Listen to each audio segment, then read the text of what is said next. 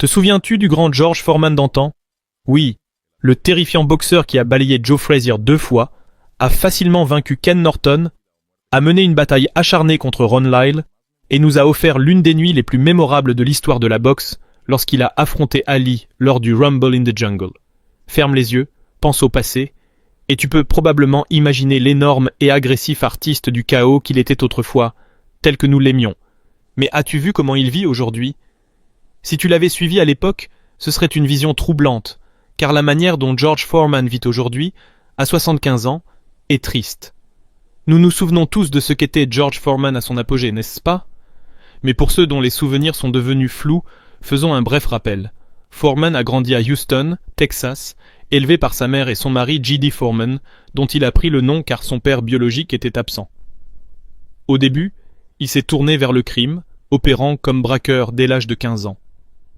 À en juger par l'homme intimidant qu'il est devenu, ce n'était pas le genre de garçon que tu aurais voulu voir t'attaquer, même à cet âge. Mais à 16 ans, il a décidé de changer de vie et a commencé à apprendre la menuiserie et la maçonnerie. À cette époque, il s'est également mis à la boxe et, en tant qu'adolescent grand et puissant, il a rapidement découvert qu'il avait un talent naturel pour frapper les gens. Il a été sélectionné pour représenter les États-Unis aux Jeux Olympiques et a remporté l'or à Mexico en 1968, un exploit qu'il considère encore comme son plus grand, malgré les nombreux moments marquants que sa carrière professionnelle allait produire. Avec un bilan amateur de 22 victoires pour 4 défaites, Foreman est devenu professionnel à 20 ans, remportant 25 combats en seulement 2 ans. George Foreman était un gagnant. Il est difficile d'imaginer de tels chiffres aujourd'hui, n'est-ce pas? Mais c'était ainsi à l'époque. Toutes ses victoires, sauf 3, se sont terminées par un KO, et Foreman était déjà en train de se forger une réputation de cogneur redoutable. Après avoir accumulé 37 victoires sans aucune défaite, Foreman, à 24 ans, s'est rendu à Kingston, en Jamaïque, pour affronter Joe Frazier, qu'il a anéanti en seulement 2 rounds pour devenir champion du monde poids lourd. Il a ensuite défendu son titre avec succès à 2 reprises, notamment contre Ken Norton. Ensuite est venu Muhammad Ali et le légendaire Rumble in the Jungle, qui s'est déroulé à Kinshasa, au Zaïre, aujourd'hui la République démocratique du Congo. Frazier et Norton avaient tous deux récemment battu Ali, ce qui faisait de Foreman le favori du combat. En fait, avec un Ali supposément en fin de carrière et un Foreman envoyant ses adversaires au tapis pour le plaisir, beaucoup craignaient pour la sécurité, voire pour la vie, d'Ali avant le combat. Mais tous les fans de boxe savent ce qui s'est passé ensuite. Ali a utilisé sa tactique du rope-a-dope pour épuiser Foreman avant de l'envoyer s'écrouler au sol, autant à cause de la fatigue que de la puissance des coups d'Ali dans le 8e round. Ainsi, après un règne de seulement 2 défenses, Foreman avait perdu sa couronne et les choses ont commencé à se dégrader à partir de là. Foreman a très mal pris sa première défaite, ce qui a sérieusement endommagé son ego et sa confiance en lui. Pour retrouver la lumière des projecteurs, et peut-être aussi pour se convaincre que sa puissance de chaos ne l'avait pas abandonné, il a organisé un combat d'exhibition où il devait affronter 5 adversaires en une seule soirée. Mais l'expérience a tourné au fiasco, et il a été hué hors du ring lorsqu'il était trop épuisé pour terminer ses 2 derniers combats. Cependant, il lui restait encore quelques grands moments dans sa carrière de boxeur. L'un d'eux est survenu lorsqu'il est revenu sur le ring professionnel plus d'1 an après sa défaite contre Ali pour affronter Ron Lyle. La puissance de frappe de Lyle était comparable à celle de Foreman, et le combat entre les deux a été élu combat de l'année par le magazine The Ring. Le 4e round, où Foreman est tombé une première fois, puis Lyle, puis Foreman encore, a été nommé round de l'année.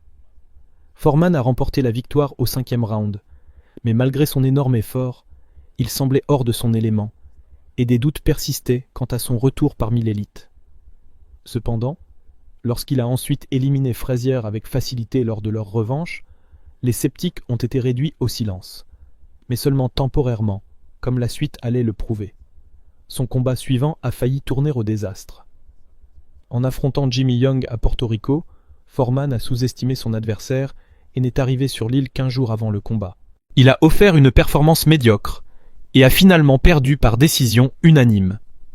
Dans le vestiaire, après le combat, il s'est effondré d'épuisement et de déshydratation, ce qui lui a valu une expérience de mort imminente. Plus tard, Il a raconté qu'il était si proche de mourir qu'il a commencé à prier Dieu. Bien qu'il n'ait jamais été un homme religieux auparavant, il a promis de donner l'argent de son prix à la charité. Mais il dit avoir ensuite entendu une voix lui dire « Je ne veux pas ton argent, je te veux, toi ». Foreman a repris conscience, mais il était un homme changé.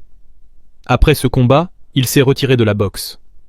Bien sûr, il est revenu à 38 ans après une décennie hors du ring, et il a récupéré son titre de champion du monde des poids lourds à sa 3e tentative, juste avant son 46e anniversaire, devenant ainsi le plus vieux champion du monde poids lourd de l'histoire. Depuis, des rumeurs ont circulé selon lesquelles son promoteur de l'époque, Bob Arum, était impliqué dans des affaires louches et aurait prétendument soudoyé la FIB pour manipuler ses classements et lui offrir des opportunités de titre.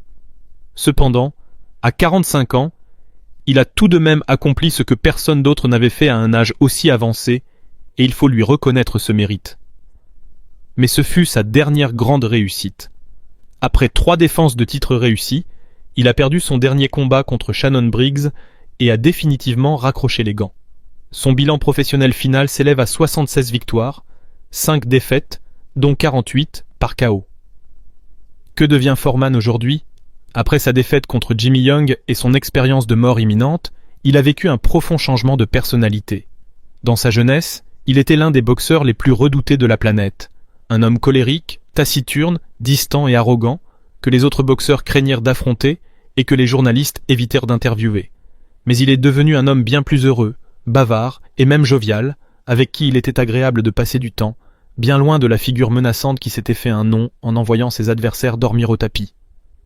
Bien sûr, pendant un temps, lors de son retour, il possédait encore la puissance de KO dans ses poings. Mais le terrifiant George Foreman d'antan avait disparu à jamais. Aujourd'hui, à 75 ans, il est devenu une figure paternelle chaleureuse. Une idée qui aurait sans doute fait sourire ironiquement le jeune George Foreman, lui qui grognait et rugissait en écrasant tout le monde sur son chemin vers le sommet du classement. Après avoir trouvé la foi, il est devenu pasteur et dirige désormais des services religieux plusieurs fois par semaine. Comme tu peux le voir, il a complètement abandonné son image de dur à cuire. Pire encore, pour les fans de sport d'un certain âge, il n'est même plus reconnu pour ses exploits sur le ring. Ses victoires contre Frazier et Norton ne sont plus célébrées, le Rumble in the Jungle est considéré comme de l'histoire ancienne, et sa bataille contre Ron Lyle est pratiquement oubliée.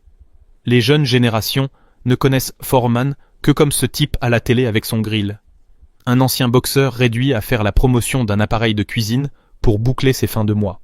Être plus connu pour un grill et devoir survivre grâce aux supposés 200 millions de dollars qu'il a gagnés avec plutôt que de vivre de l'argent durement gagné en frappant des gens au visage dans le ring doit être la plus grande humiliation.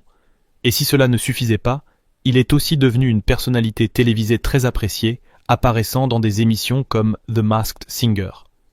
Il a été éliminé de l'émission avec grâce et humour, semblant en profiter pleinement, comme si gagner ne l'intéressait plus du tout. Aujourd'hui, il vit avec sa 5e épouse et a 12 enfants issus de ses différents mariages. Il a d'ailleurs prénommé tous ses fils George, donc au moins, il n'aura aucun mal à se souvenir de leur nom. Parfois, il va encore à la salle de sport pour frapper un sac de frappe, même à son âge.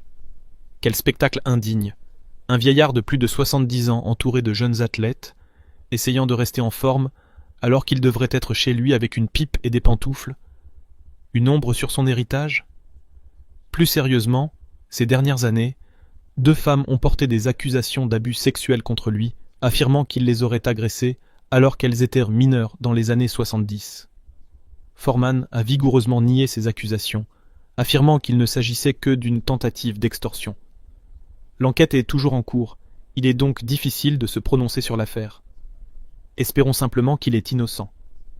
De braqueur de rue à champion du monde poids lourd, puis pasteur, il semble que Foreman ait trouvé la paix et la satisfaction à l'approche de ces dernières années.